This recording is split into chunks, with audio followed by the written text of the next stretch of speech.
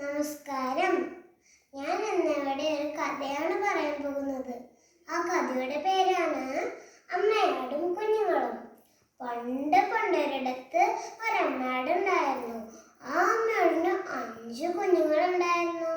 ഒരു ദിവസം അമ്മയാട് തീറ്റ തേടാൻ പോകുകയായിരുന്നു. അപ്പോൾ കുഞ്ഞുങ്ങളോട് പറഞ്ഞു, ആര് വന്ന് വിളിച്ചാലും വാതിൽ തുറക്കരുത്. ഞാൻ വന്ന് വിളിച്ചാൽ മാത്രം വാതിൽ തുറന്നാൽ മതി.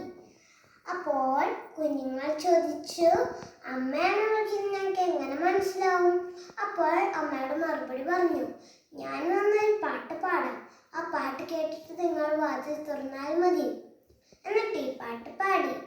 പുന്നാര മക്കളെ, തലവേർത്ത മക്കളെ, പുല്ലിൽ കളിക്കുന്നൊരമ്മതൻ പൂക്കളെ, സാക്ഷാടുക്കുവിൻ വാതിൽ തുറക്കുവിൻ, സാക്ഷാൽ ജനനിയെ ഉള്ളിൽ കടത്തുവിൻ.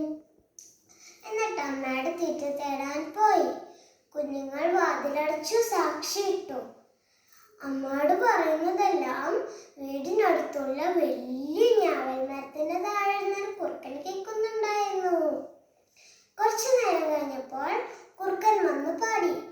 പുന്നാര മക്കളെ, തലവേർത്ത മക്കളെ, പുല്ലിൽ കളിക്കുന്നൊരമ്മതൻ പൂക്കളെ, സാക്ഷാടുക്കുവിൻ വാതിൽ തുറക്കുവിൻ, സാക്ഷാ ജനനിയെ ഉള്ളിൽ കടത്തുവിൻ. അത് കേട്ടതും കുഞ്ഞുങ്ങൾ സാക്ഷി നീക്കി വാതിൽ തുറന്നു. കുറുക്കനെ കണ്ടതും കുഞ്ഞുങ്ങൾ ചിതറി ഓടാൻ തുടങ്ങി. കുറുക്കൻ കുഞ്ഞുങ്ങളെല്ലാം പിടിച്ചു വിഴുങ്ങി ദൂരെ ഓടിപ്പോയി. കുറച്ചു നേരം കഴിഞ്ഞപ്പോൾ കൈ നിറയെ പലഹാരങ്ങളുമായി അമ്മയോട് തിരിച്ചെത്തി. എന്നിട്ട് അമ്മയോട് പാട്ട് പാടി. പുന്നാര മക്കളെ, തലവേർത്ത മക്കളെ, പുല്ലിൽ കളിക്കുന്നൊരമ്മതൻ പൂക്കളെ, സാക്ഷാടുക്കുവിൻ വാതിൽ തുറക്കുവിൻ, സാക്ഷാ ജനനിയെ ഉള്ളിൽ കടത്തുവിൻ. വാതിൽ തുറന്നില്ല.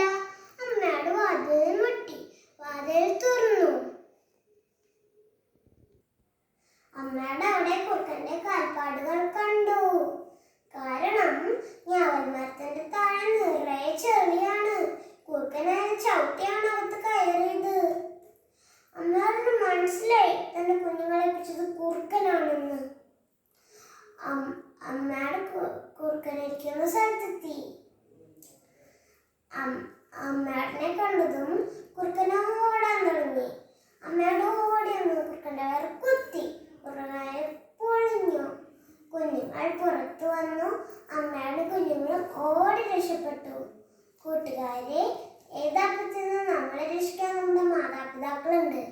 അതുകൊണ്ട് മാതാപിതാക്കൾ പറയുന്നതെല്ലാം അനുസരിച്ചു വളരണം. നന്ദി.